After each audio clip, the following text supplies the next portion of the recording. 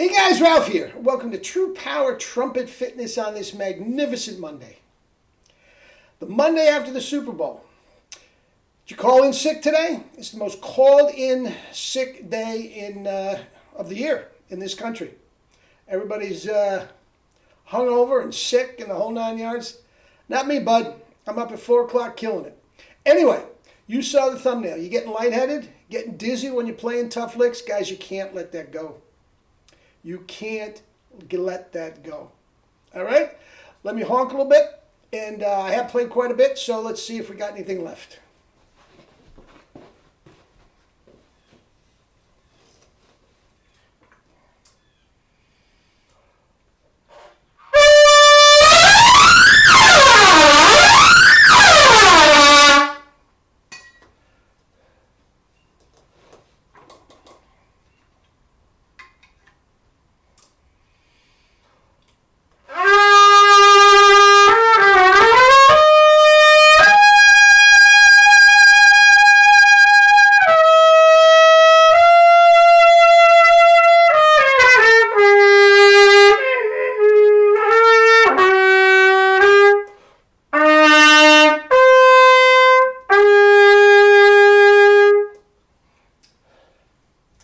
Yes, I have valve oil.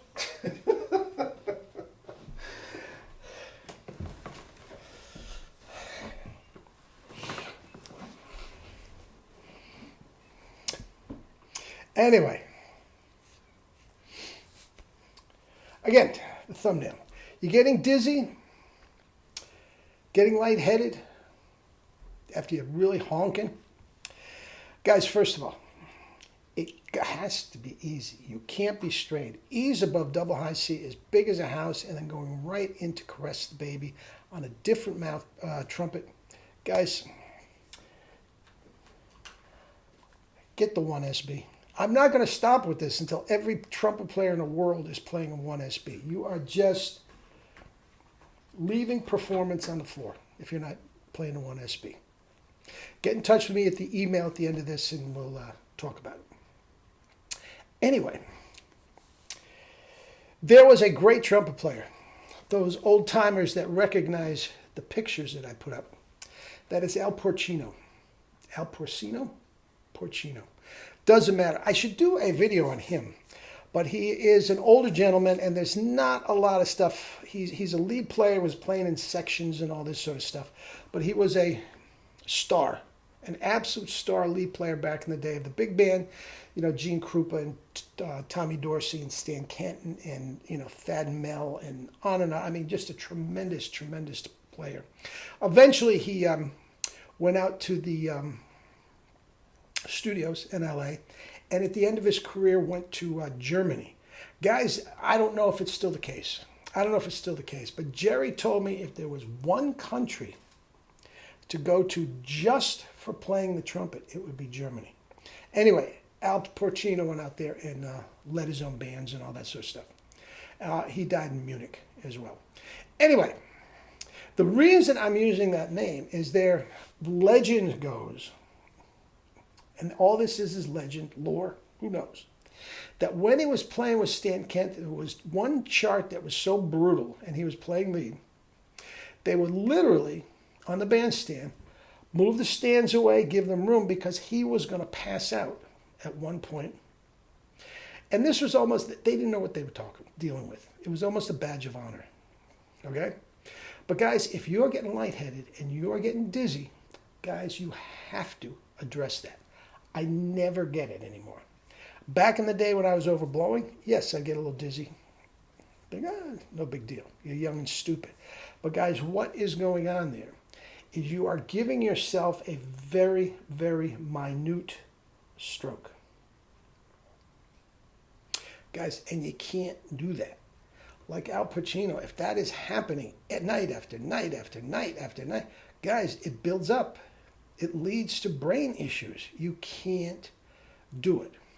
Now, how do you get rid of it? Very, very simply. If you get it, you are doing one of two things, probably both. You are overblowing, which leads to strain. And both of those things, guys, that E was so Simple. I was just moving my fingers. So simple. Guys, it has to be easy. Now, I've told you, I can play triple C's, but they're not easy. And I'm not going to get into it on, videos here. And set a bad example, strain, squeak, squawk, which reminds me of something. Guys, when you are going to be a YouTube celebrity, such as myself, the beauty of YouTube is that it opens up your message all over the world.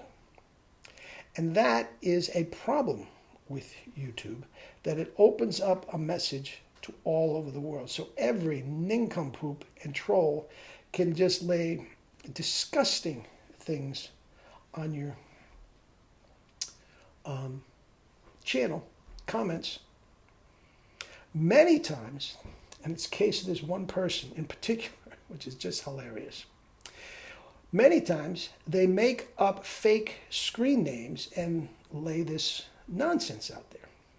Now, this is going out, and he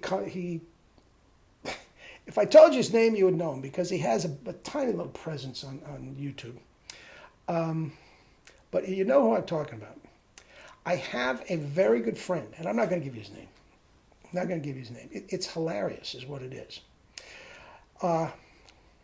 He is, at best, a high school level talent who's learned a way to squeak and squawk some high notes. And he thinks he's Alan Vizzuti, which is fine.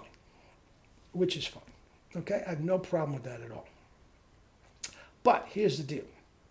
He goes under fake names and trolls me all the time. Now, you know who you are because you watch every single day. So I'm telling you, a very good friend of mine is a computer genius.